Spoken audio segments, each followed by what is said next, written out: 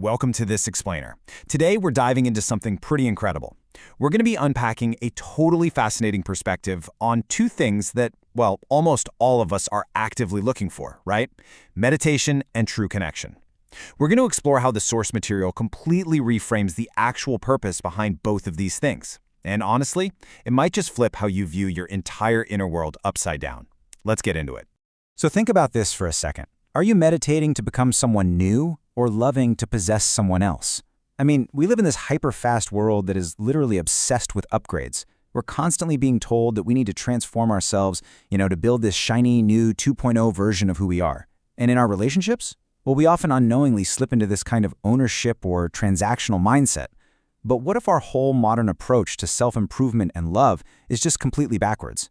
What if the goal isn't to constantly add things to our lives, but actually to subtract? Which brings us right to section 1, stripping away the layers. Okay, let's dive into this slide. On one side, we've got this illusion we're always chasing, becoming someone entirely new. But the text totally upends this approach. It argues that meditation is fundamentally about removing layers to discover your true self. So think of it less like a massive construction project and more like, well, restoring a beautiful classic painting.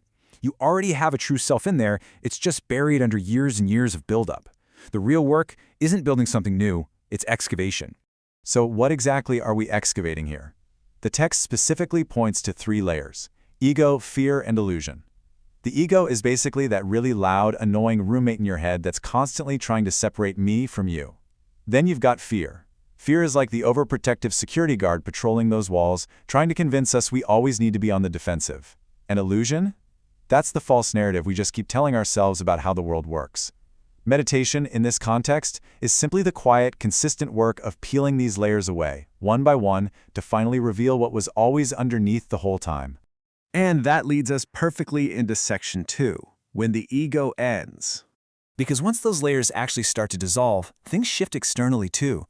The text states this so powerfully. It says, "True peace comes from knowing yourself, and true love begins when the ego ends." Just let that sink in for a second. True peace isn't found by, running away from your life or locking yourself in a perfectly quiet room. It comes from finally knowing that authentic self we just uncovered. And look at that boundary in the second half of the quote. It is only when the ego finally ends that true love can actually begin. Now, what's really interesting about this slide is how it applies to love. Just as meditation isn't about becoming someone new, true love is absolutely not about possession or expectation. Possession is basically just the ego's warped version of love, right? It's conditional, it's demanding, it's controlling. But when you strip away that ego, you strip away the entire need to possess. What you're left with is selfless surrender and unconditional acceptance. It's about loving someone entirely without demanding that they change to fit your specific narrative. Moving on to section 3, the blossoming of compassion. So, when those heavy, limiting layers are finally gone, what actually grows in their place? The text puts it beautifully right here. Meditation reveals who you truly are, and love blossoms when I disappears and only compassion remains. It's totally organic. When the noisy ego is removed, you're not just left with this cold, empty void. Absolutely not. What rushes in to fill that space is pure, unadulterated compassion. Which begs the question, what remains in your life when the I disappears? I really want you to actively reflect on this one. Just imagine your closest relationships right now, but without that constant filter of your own ego. Imagine it without the fear of being hurt, or without that underlying expectation of what you should be getting in return. If you intentionally remove the I from your interactions with your family, your friends, your colleagues, what is the core substance that actually remains?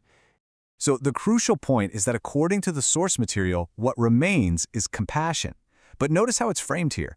Compassion isn't just some fleeting nice thought or a temporary good deed you do. It's defined as the ultimate state of connection that inherently remains when the self disappears. It's literally the default resting state of your true self. You don't even have to forcefully generate compassion. You just have to stop blocking it with your ego.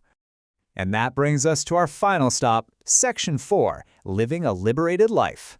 This is the ultimate destination of all this practice. The text says, self-realization and selfless love are the highest expressions of a liberated life. Now, a liberated life isn't just about doing whatever you want on a whim. According to the text, true liberation is expressed through 2 very specific things: self-realization, which is deeply knowing your true self, and selfless love, which is connecting completely without ego. And this brilliantly illustrates the whole journey. It creates such a clear, logical path. Step 1 is self-realization. You actively remove ego, fear, and illusion through meditation so you can finally know your true self. Doing that naturally unlocks Step 2, selfless love. Because you've dropped that demanding ego, you can actually love without expectation or possession. And when you seamlessly combine those two things, boom, you arrive exactly at Step 3, a liberated life. Shedding the layers internally directly leads to total liberation externally. So, the final question is, are you ready to let go of your layers and step into a truly liberated life? We've seen today that this path isn't about adding more tasks to your plate or stressing yourself out trying to become someone you fundamentally aren't. It's really about surrendering the ego, letting go of all those illusions, and just allowing true compassion to blossom in the space that's left behind. So, the next time you sit down to meditate or even just connect with someone you love, ask yourself, what layer are you willing to let go of today? Thanks so much for exploring this explainer with me.